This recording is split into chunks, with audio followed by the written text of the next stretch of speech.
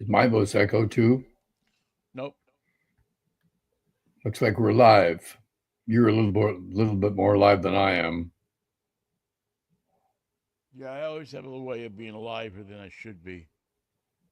Michael Knight, how are you, pal? I'm good.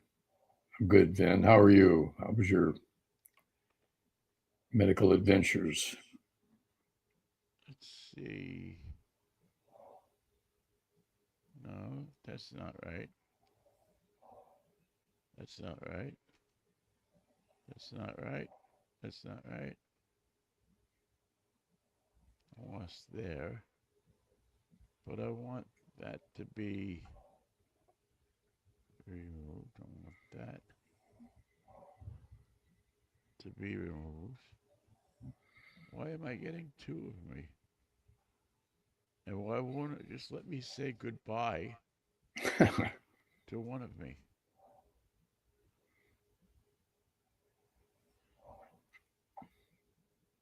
There we go. There we go. That looks good. I I have think that'll two. work. I hope it'll work because it's about all of the energy I have this morning to be able to make this a radio broadcast of any sort. Well, I have two mentions from Bay Area radio that need some recognition this morning. Mike Krukow announced that he is leaving the broadcast of the Giants after all these years. He is partnered with Dwayne Kuiper. Both of them played for the Giants as an infielder and a pitcher. And Krukow announces that this is it after this season. Now, Dwayne Kuiper will, with that, broadcast teams in current baseball lineups and coverage and play by play and the daily slog of covering a team from spring training till the end. And Mike Krukow, is going to be greatly missed. It's like we lost Vinnie too. He's going on the same road as Mike Krukow, and Vinnie will be broadcasting out of someplace in Barstow, California, doing AAA banana team coverage. So is my prediction. Where Vinny went, I don't know. He was clicking to try and get the pictures right, the lineup of his picture next to my picture, and we had two Vinnies, and then we have no Vinnies, which I don't understand. All right. Here he comes. There we go. We're going with this. We're not touching anything. If anything needs to be touched, Touch it. it ain't happening here today. Otherwise, I have to tear it all down and start it all over again. And I tell you what, man, I'm just not there today. So it's unfortunate that I was going to have to make this. Tell you that we had to make this one short and sweet to begin with, because I'm not just doing all that good this morning. So, Okay. yes, Mike Krukow. God, I remember Mike Krukow when he broke in up Just with a the kid. Giants. Came from the Cubs. Came from the Cubs. Now, who And was the guy that I thought did one of the most ballsiest things that I had ever seen a baseball player do, which was to get in his car, finish his relief assignment. It was relief. It was Rick Russell. Go back to the clubhouse, pick his personal items out of his locker, walk outside, ask that lady that used to hang out outside the gate. Remember, I can't remember her name. mm-hmm. A candlestick. Get me a cab. She got him a cab. He got in the cab. And goodbye. Said, "Look, what do you? I mean, SFO, SFO. please." He was in the family farm with his brother Paul Russell by sundown. For dinner. Put it on his overalls and never left the farm. Said that was it, man. He had it with the city boys, the city love, the Big Daddy city Rick Russell. bullshit. Big Daddy, but he came from that school of pitchers. I'm Um, done. Atlee Hammaker was in that school, and Rick Russell, and Dwayne Kuiper, and boy, there was another one in there. His name is escaping me now. Well, I guess you could. I guess if you wanted to, you could put the. Who was the Giants pitcher they called Caveman? Number 31. He was a starter and a reliever and a pinch hitter. He could really hit. Beck. No. Yeah, Beck was a little later than that. And they called him Caveman. Bedrosian. Steve Bedrosian. That's a good guess, but no.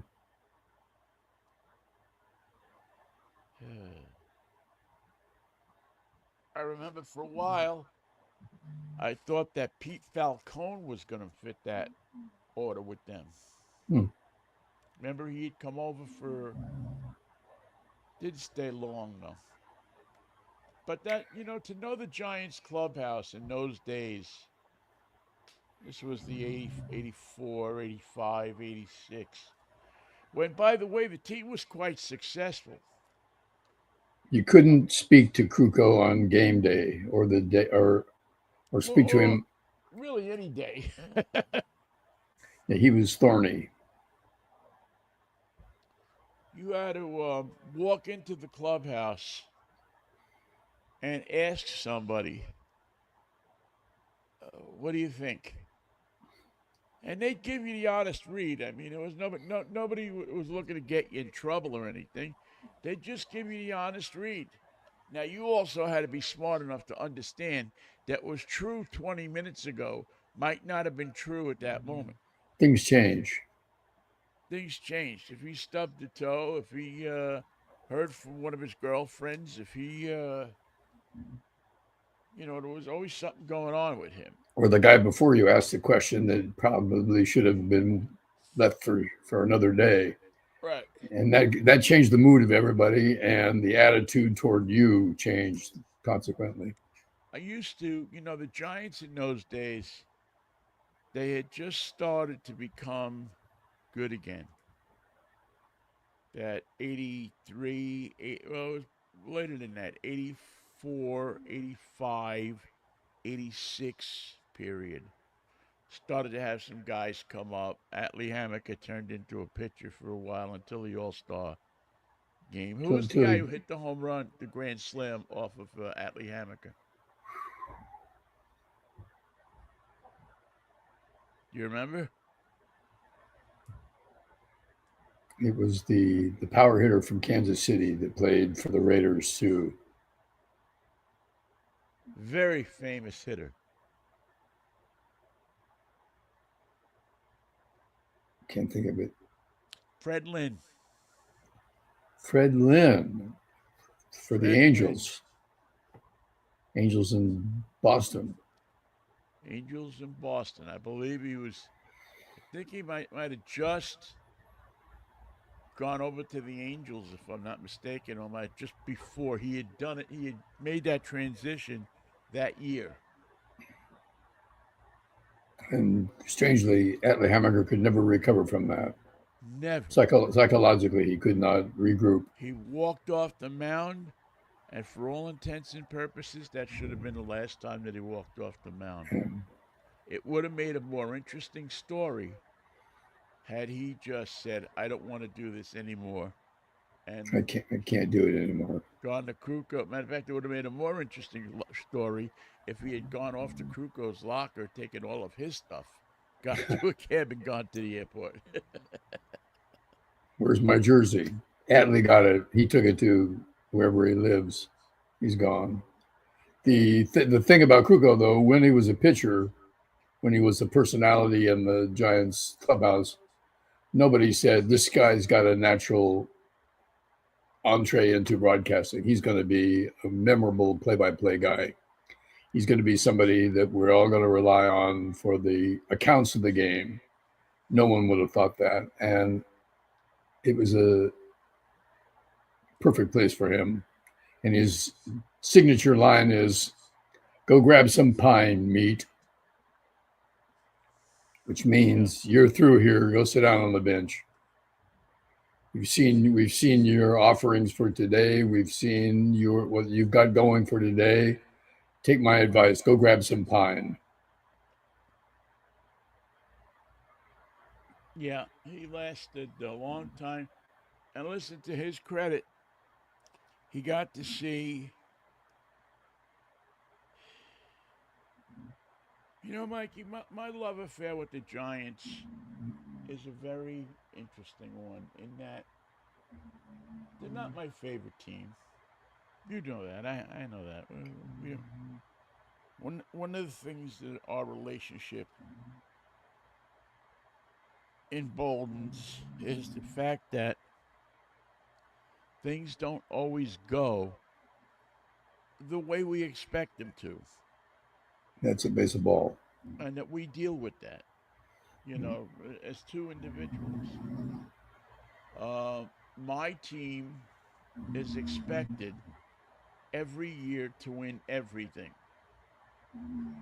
It's not true. It's never going to happen. But It can't be. it can't be. But there yet is a large group of my brethren fans who are upset if it doesn't by the first week. They're there for the amazing Mets, period.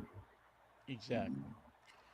Giant fans take quite a different tip to it.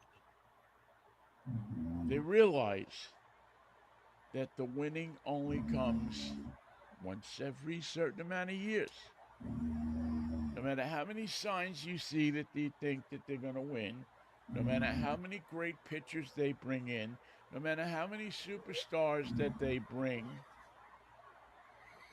you realize that the Giants, God has given the Giants a certain amount of wins No in the more. game of Major League Baseball, and they'll get them, and you'll be alive to see a certain amount of them. But if they can't play 500 ball, you're not going to be surprised. Right. If they can't get to 500, if, a guy gets hurt driving a motorcycle, if another guy gets caught in a room with some 16-year-old, I mean, it's not going to be like, oh my God. It's going to be, well, that's this year. And if you And don't you'll have, still go to the games, and you'll if still, you don't have Tim Lincecum and Madison Bumgarner, you're not going to win. right. And you accept that really as Giant fans. You can You see it moan, you coming. bitch, you scream just as much as the New York fan. But the New York fan expects it to be his divine right in somewhere until the last day of the season.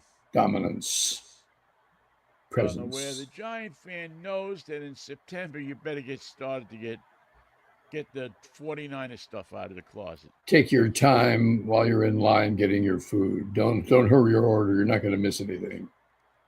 Don't kill yourself. And every once in a while, every October 17th, even when they're doing good, they'll throw in an earthquake just to keep you honest. Just to keep you, let's put your full attention on the situation that we're dealing with. Concentrate. Just Now to keep you honest. You mentioned another team from San Francisco, and that brings up part 2 of my broadcast story from San Francisco concerning the play-by-play guy for the 49ers, Greg Papa. Yes, who good man. Been fighting cancer, leukemia. He's had a rough ride. He's had terrible health. He's had no good news coming from this fight that he's conducting with cancer. But things got worse for him as KNBR, the 49er station and the employer of Greg Papa, decided that now that he's sick, it'd be a good time to fire him publicly. And that's what they did. And of all the low aspects of the broadcast business that you can use as an example, this has to be one of the lowest. Who would it have hurt to keep this guy on the payroll through his fight which he's losing. Who would it have bothered? Who would it have? What financial equation would be upset at KMBR by keeping this one guy employed through his fight for his life? KMBR couldn't swing it. KMBR couldn't bring themselves to do the right thing. The wrong thing, the mean thing, the insensitive thing, the indefensible move came naturally to them, and they acted on it and paid terrible psychological dividends across the board. And for anybody who's currently working for KMBR now, was there any doubt in your mind who you were really working for? Does this surprise you? Does this seem like this is the people that you know, the managers that you have to trust, the ones who are adding and subtracting the bottom line at KMBR, and determined that the only thing that was going to save the station was to fire Greg Papa publicly as he fights for his life? Correct me if I'm wrong, but wouldn't this have been a case if your father or my father or some of our fathers owned the station with a general manager? Even let's say if Tony, let's go back I some would years think Tony would. and say if Tony still owned the station, someone who we both worked for, if Tony, I don't think I could trust Tony to do the right thing.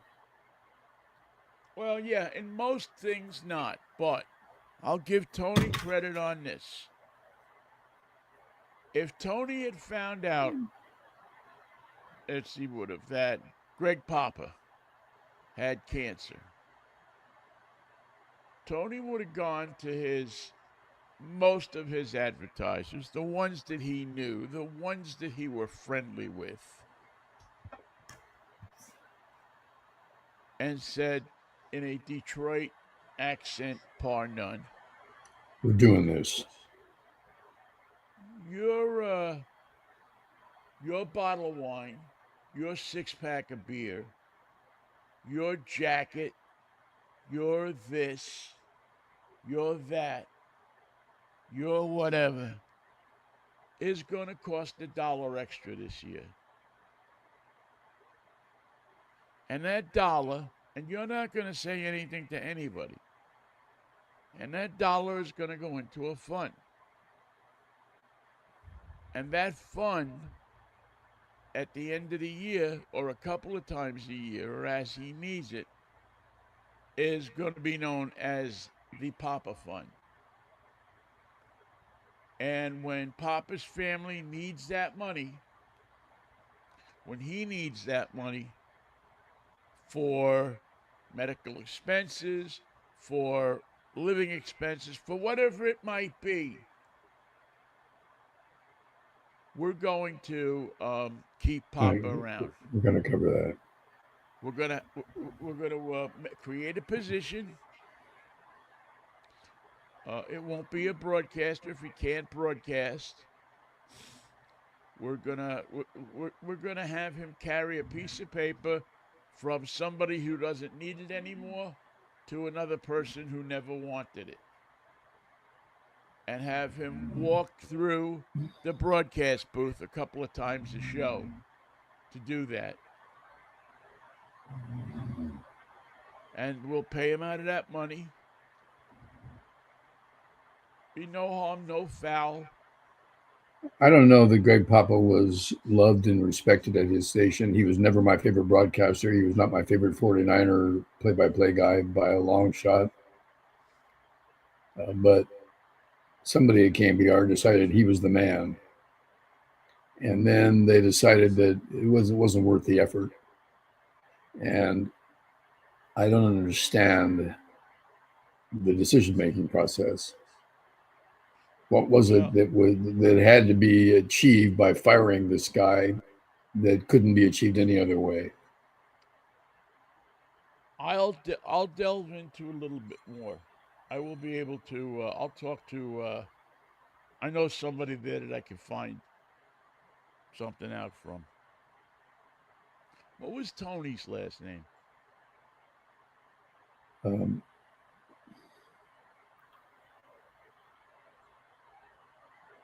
How soon we forget.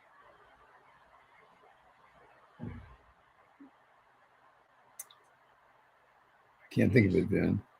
Yeah, I can't think of it either. I can't believe I don't remember Tony's last name. You have to call somebody in Susquehanna, Yeah, which doesn't exist anymore. but I don't know enough former people from there. But he was a guy that was a just between him and Pat Klein. Uh, you know, just had a little fiefdom going for them up there.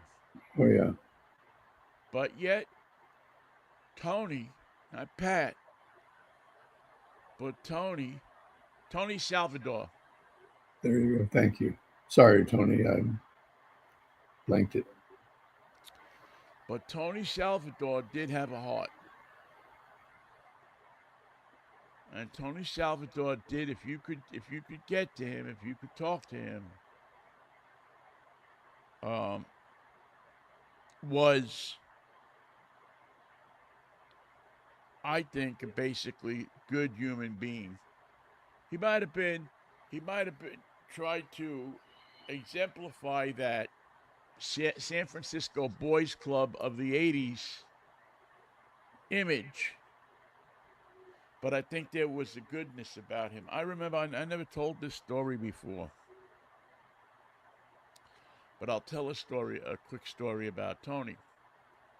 When I went down, you know the whole story about how I got the job at the city. Well, a few months after I got hired at the city and I was on the air a few times, Sunday morning and whenever else they would put me on the air. Heard me on, I think, with Damien at the time. You weren't even on at the station yet. You were still over at KRQR. This is how incestuous this business is. I got a call from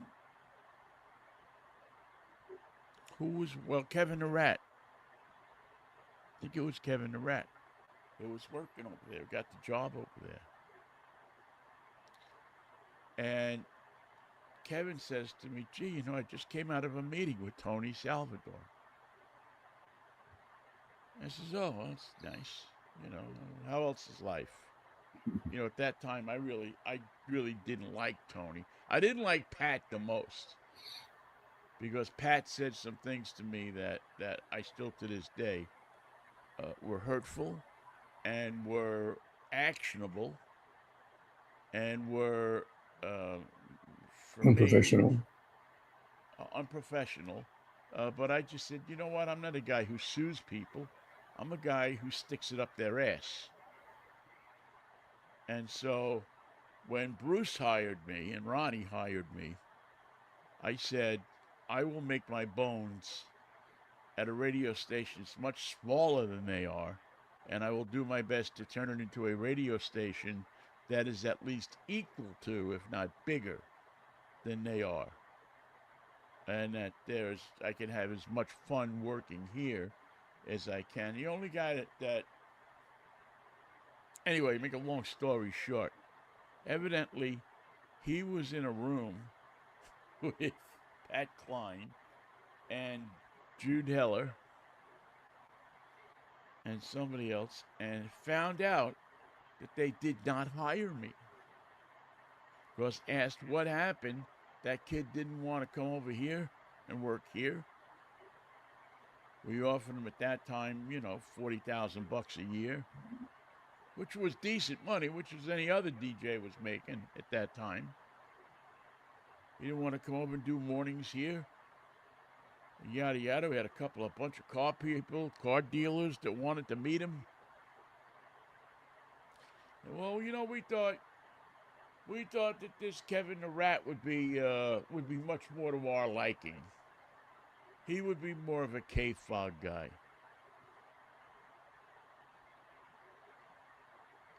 And Tony never knew until weeks later that they hired the rat instead of hiring me.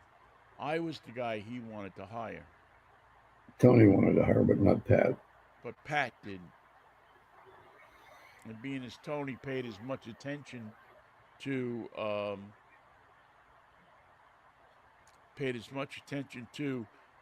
words as all there is that's fit to print on the headline of the New York Times.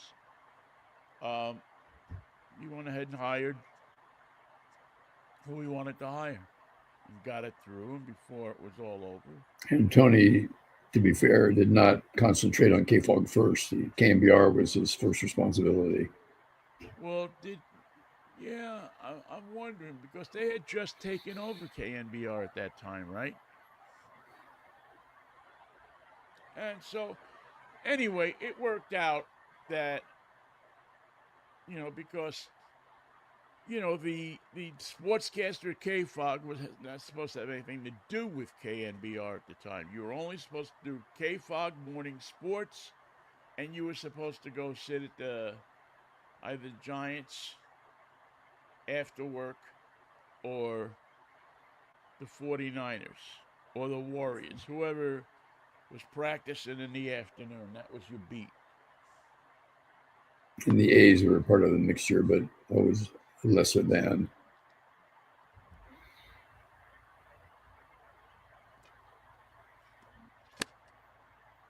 And one day I was sitting in that bar. It was next to Camel.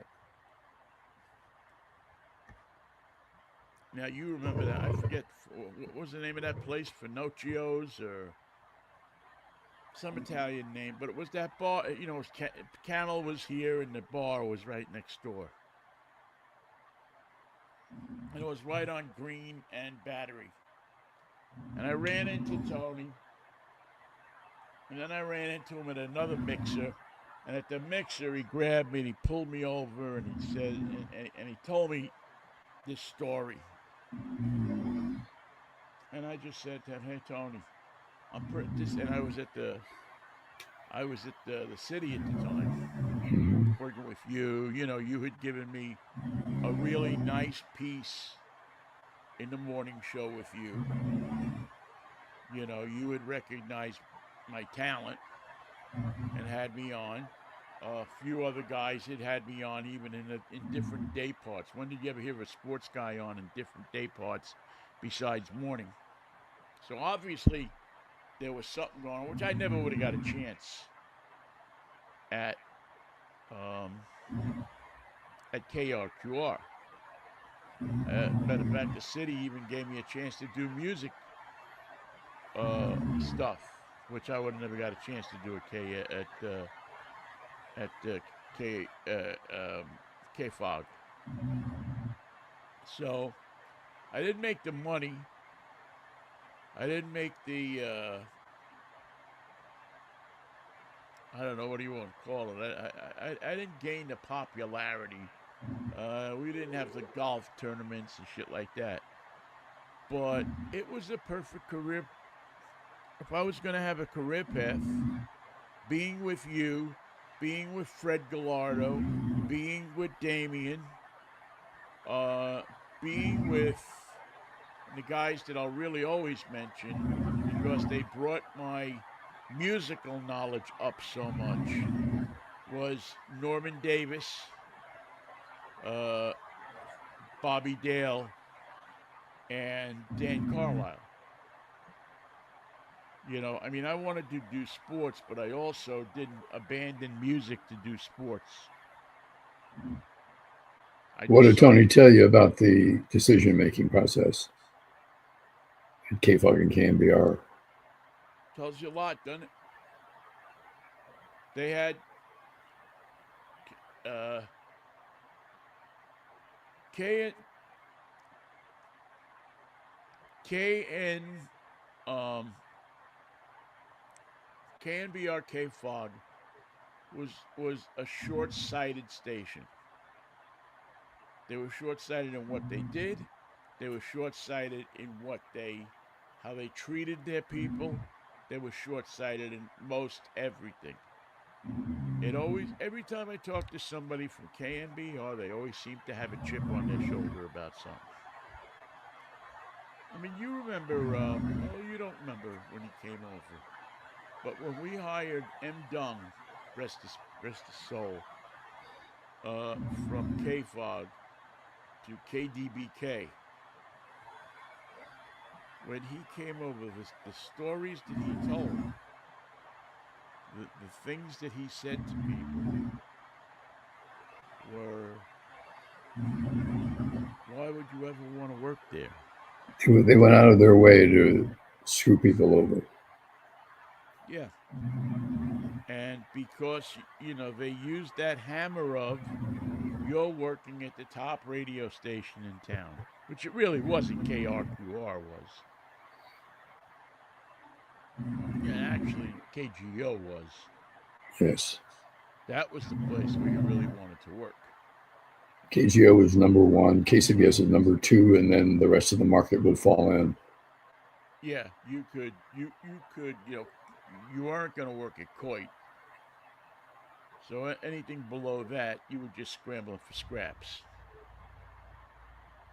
So I was lucky enough to go to work at the city, and lucky enough to find out, I didn't have to go my entire life hating Tony, what's his name? Salvador. Salvador. Got to a point where I sat with him at a game one day, um, and had talked to him a few times, and um, it would have been an oil and water mix for me. I would have gotten something. I probably would have been more popular than I was, but I wouldn't have got to do the things I did. And there was always a quotient of, I did so many cool things because of the city. They put me in the exact right position, a position that they never would have put me in um in KFOG, because there were so many established guys there. But that position that Paul Vincent, remember Paul Vincent, who left, did Yeah. all the records, all the concerts, all of it, all.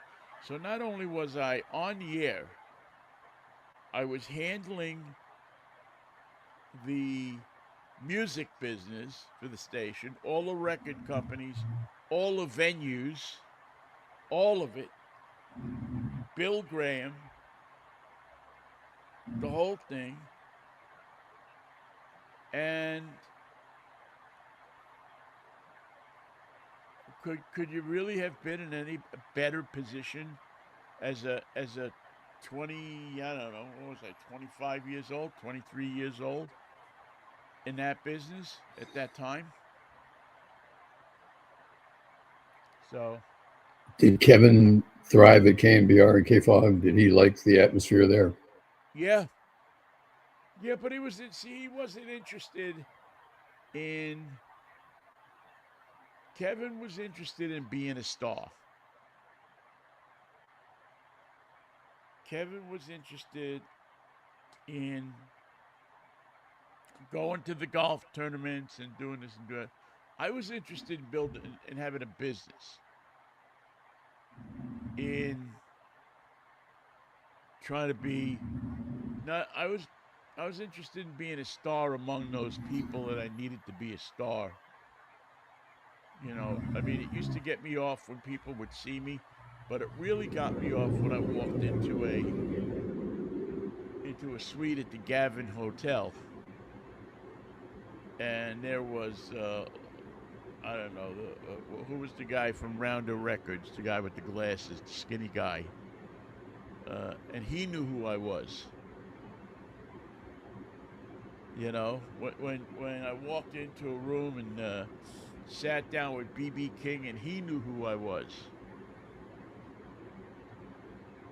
Um, even up until I came to Seattle, and it always made me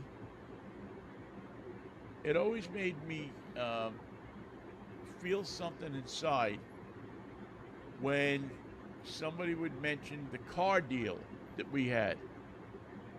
Oh, you're the guys with the car deal. Because it was something nobody else had in our business. Those guys that, the guys that got it down in Portland, and they managed to fuck it up in a week. They drove a car into a wall in a week. They thought Wow. you were supposed to get a car and destroy a car. Interesting idea. You know, that was what they thought it was. You know, I don't know. I forget, something happened with you in a car at one point, but I just drove them like they were my cars. And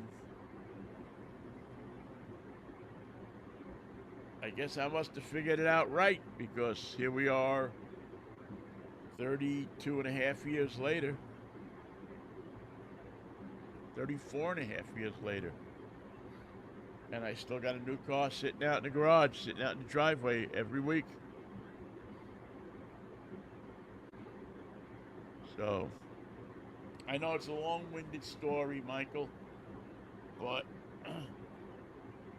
and I don't go a day where I don't thank you for that, because none of it ever would have happened without you. And don't you ever think that I don't appreciate a moment of that. Sometimes there have been times when I have been driving in the desert in the dead of night in the fucking 100-degree weather, and I said, you know what? I wouldn't be here if it wasn't for Michael. So don't you ever forget that. Well, thank you, Vinny. That's the good side of this business. The bad side is being spotlighted in the end of the career for Greg Papa, and it doesn't surprise anybody in the Bay Area that this involves KMBR, because their attitude toward sport, their attitude toward their people, their attitude toward their staff, their attitude toward the industry. So we've been combative, inexplicably unprofessional, and they have a way of hurting the people that work for them, not just employing them and firing them, but making it worse than that. And it's fascinating that through different ownerships, the negative culture at KMBR and their relationship with the teams that they cover. The relationship with the Giants is frayed. The relationship with the 49ers is distant. The relationship with the Warriors is non existent. How how hard would it have been to foster a more equitable relationship with the teams that they need for their product if they couldn't pull it off? They've never pulled it off. They Well, don't. They're not interested in it. they bought into the only team that they thought they would need. They thought that the only team that they thought they would need would have been the Giants. Their thought was the Giants are going to be good forever, 162 days a year. And that will sustain everything All else. our ups and downs. They didn't count on the Warriors. I'm sure that when the Warriors were good, then they went and they sucked their toes. Um, when the 49ers were bad, the family, the Yorks, have always told the 49ers that we know you're not our number one. I heard many years ago, I don't know how true this is or not, but I heard there was a meeting between the 49ers and KNBR where some executives stood up in that meeting and said to the KNBRns something to the effect of, "We wish we never would have left KCBS."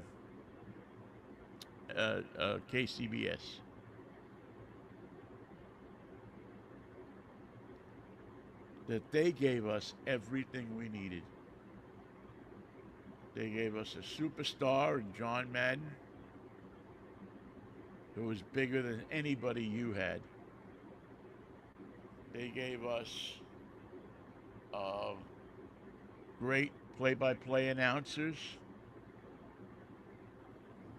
They gave us a connection to the A's, even though the A's weren't their station, between Lon Simmons and Bill King, and there was a connection there. We had everything we needed from them. And looking back on it, and they did everything we needed.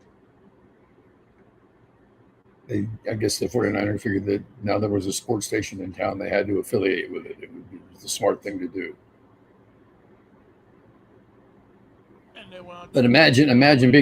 imagine being the 49ers and realizing through Monday through Friday that your second pickings, even in the offseason when the Giants aren't playing, KMB are still thinking about the Giants, and the 49ers are lesser than an add-on, a weekend thing. That's it. That's it. That's all. What are you doing this weekend? I got no plans for the weekend. Doing some power walking, and it's going to be 90 degrees, so it's going to be a challenge. I'll be sweaty, and I'll come back and take a shower. I promise. Yeah, What are you that doing? would What be are you doing nice. this week? Yo, Vinnie, what are you driving this weekend? You know what? I'm just pulling that out of my Out of your car file? car file. And the car file. I'm really feeling under the weather this weekend. Well, But if you give me if we're you going to cut tap this short, dance so suit yourself. if you tap dance just a wee bit, I will be able to, if I can find it.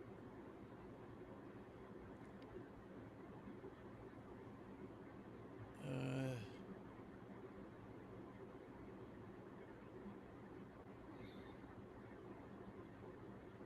Can you give us a we report from your point of view on the fires in Eastern Washington? yes, I just spoke to my good friend Keith yesterday, and they seem to be in control, somewhat, where he is not far away from them. He has many of his friends have lost houses. It's a disaster. Um, it's just this naturally occurring thing that happens a certain amount of years up there. Heat, wind, and fire. Heat, wind, and fire, and a not taking care of a area that should be taken care of. You know, people take stuff, they throw stuff, they lay stuff near their garages and here and there, and they don't keep it separated away from the building. If you take a lawnmower and you leave it next to the house, when the fire gets to the lawnmower, what happens? The Does fuel. it pass the house? It blows it up, bluey, bluey. But he has escaped any um,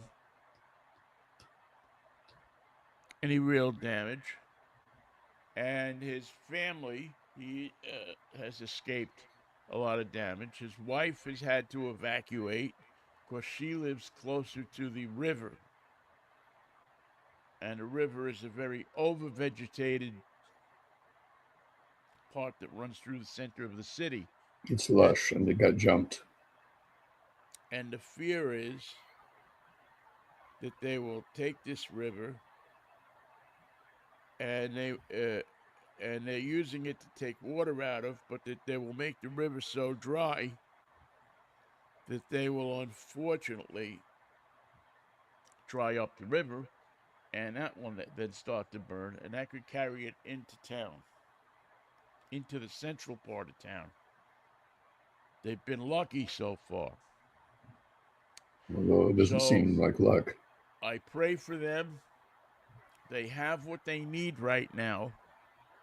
So they're not asking for much in the way of people or volunteers. As a matter of fact, if you want to go see what a fire looks like, go to southern Washington or Oregon and go down there to a campfire, and you can see what a fire looks like. But don't come to Spokane looking to be a looky-loo. It just doesn't. It wouldn't help them at the moment. And I believe that the best you can do is help them with the Red Cross. Yes. You know, contribute to the Red Cross. Stay back here to the Red Cross on. I believe they're down south of Market now, and make those peanut butter and jelly sandwiches that they load up on big 16 and 18-foot trucks and drive them out to Spokane with a load of milk and soda and stuff to drink and water. Now, would And you that's the like best peanut you can do butter? right now. Like peanut butter to be crunchy or smooth? Either one. The peanut butter is found, I guess, through several years of research to be the most energetic combination Protein of a fuel. sandwich, peanut butter and jelly, of which you can put into a worker. And so if you can do it, if you have the wherewithal to do it, do it. Help any way you can help these people out. Be careful of the scammers. They are. I haven't seen any yet, They're up and working, certainly. but don't you dare think that they won't be out there and won't be collected and won't be trying to do what they do. Well, Vinny, we're going to let you go. I know you're not feeling well today. Oh, All right, yeah. Let me see if I can give you this video file real quick good. of what I'm what I'm driving this week. Talk about Vinny's show tomorrow. Drive time at 11 o'clock every Saturday.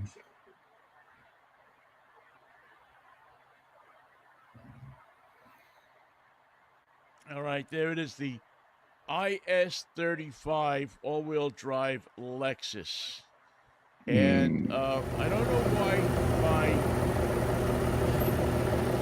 my photography didn't turn out in the regular way that it did. It's loud. Yes. Let me see if I can actually fix that. I also will tell you that this is among one of the more fun vehicles that I have driven. It is a spectacularly engineered, mostly new for 2000 and 27 now. Holy moly! A great cabin, a great vehicle. When you go inside the cabin, you'll see something that you will not see in and many other vehicles. I'll be extremely happy to see the reaction it gets at Cars and Coffee tomorrow morning before I do the show at 11 o'clock. But it has all of the twin turbo technology that Lexus can pack into there with improvements in every little place. It is a screamingly fast vehicle. As a matter of fact, I am um, impressed with the way this thing looks. And you can see when they put an extra spoiler like that on the Yeah. back, Have a spoiler on the spoiler. they are telling you slow down. Drive this thing only where there is a track. It is simple in its interior. Doesn't have a lot of stuff in its interior, but it's done beautifully.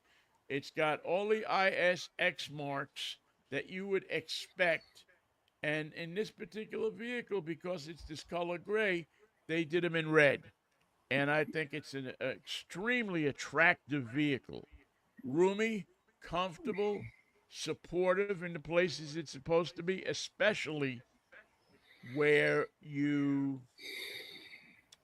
where you, you know where you expect it to be, where other people need to see that the vehicle is a performance car, that you're not just in the family sedan, that you are out to drive a piece of vehicle has been engineered for you to go out to country roads, go away from where people are, and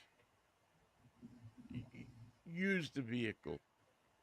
Uh, this dashboard is, it'll catch your attention. There's enough on there to catch your attention. And I would suggest, though, that you don't go out and buy one of these things if you're 18 years old. That you wait till you're 25 or 26, and that you can enjoy it. Too much Great automatic temptation. transmission. It's a comfortable seating vehicle. It has all of the stuff on it that you say that you would need. Including stability control, traction control, I should say, and all the stuff that will help you, if you use it correctly, be a safer driver and drive an enjoyable, quick car that will leave you a good citizen on the road while buying a car that will allow you to enjoy something above and beyond what the rest of the pack is driving. So this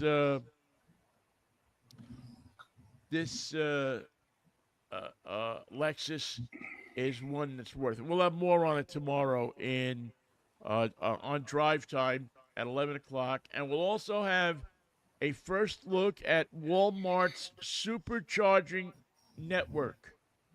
Walmart is going to blow everybody out of the water They lead the way. when it comes to Michael